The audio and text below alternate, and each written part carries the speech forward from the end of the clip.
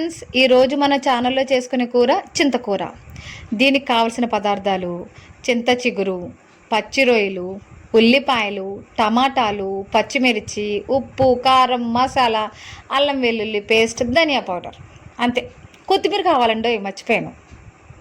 ఎవరికి ఇష్టం ఉండదండి? అందరికి ఇష్టమే కదా. వీడియోలో చూపించిన విధంగా చింతకుని బాగా నలపండి. నలిపేశాక ముదురు ఆకులు, ముదురు పుల్లలు పక్కన పడేయండి. లేతగా ఉన్న ఆకు, లేతగా ఉన్న పుల్లలు మాత్రమే తీసుకోండి. అదే పుల్లగా ఉంటుంది. ముందుగా మనం పచ్చి రొయ్యల్ని బాగా క్లీన్ చేసుకుని పెట్టుకొని స్టవ్ మీద పెట్టుకొని పసుపు వేసి అందులో వచ్చే వాటర్ ఉంటుంది కదండి, అది పడేసుకుంటూ ఉండాలి, వంపేసుకోవాలన్నమాట. ఈ కర్రీకి మట్టి కుండ తీసుకున్నానండి. నాన్ వెజ్కి మట్టి కుండ అయితే బాగుంటుంది, లేదంటే పాన్లో కూడా వాడుకోవచ్చు. ముందుగా ఆయిల్ వేసుకొని పచ్చి రొయ్యల్ని ఫ్రై చేసుకోవాలండి, బ్రౌన్ కలర్ వచ్చేలాగా. ఫ్రై అయ్యాక వేరే ప్లేట్లో పక్కన పెట్టుకోండి. ఇప్పుడు అదే ఆయిల్లో ఉల్లిపాయలు, పచ్చిమిరపకాయలు వేసుకోండి.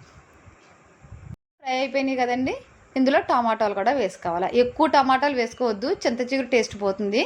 1 లేదంటే 2 కూడా వేగాక అల్లం వెల్లుల్లి పేస్టు, ఉప్పు, కారం, పసుపు, ధనియాల పౌడరు ఇవన్నీ వేసుకొని బాగా కలపండి. 5 మినిట్స్ అలా ఉంచేయండి దాన్ని.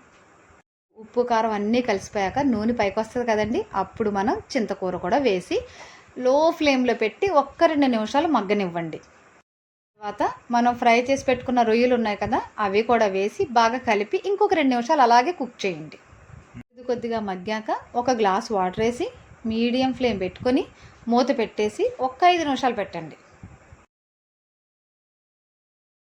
కూడా వేసుకోవాలండి. 5 మినిట్స్ తర్వాత కూర మీకు దగ్గరికి అయిపోతుంది. చూడండి, మన చింతకూర రొయ్యలు కూర రెడీ. మీరందరూ ట్రై చేయండి. ఎలా వచ్చిందో కామెంట్ బాక్స్లో కామెంట్ చేయండి.